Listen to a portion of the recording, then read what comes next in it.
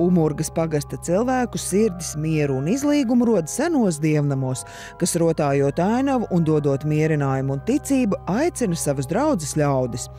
Umurgas baznīca celta pirms reformācijas 1496. gadā, nosaukta Svētās Marijas vārdā, un tāpat kā Aglona, tā bijusi svētceļnieku mērķis.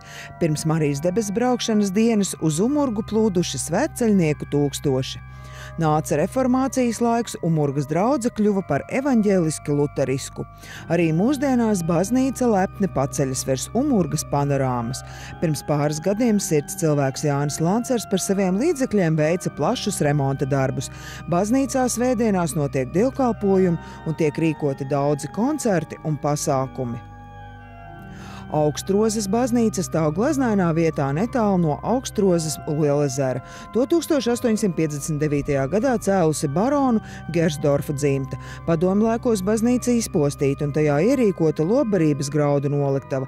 Altāru gleznu un kogriezumus izglāba Rundālspils muzeja direktors Imants Lānsmanis. 91. gadā pie baznīcas atjaunošanas darbu uzsāktā laikā teoloģijas studenta Ivanda Cējere ar ģimeni. Ar lielu deksmi palīgā nāk Augstrozi un dievnams strauji atzimst. Draudze atjauno arī seno altāri, un šeit ir liela un stipra draudze. Baznīca ir ļoti iemīļota. Par Augstrozi dzejnieks Imants Ziedonis saka, te ir bezrobežu skaistums, citāda realitāte.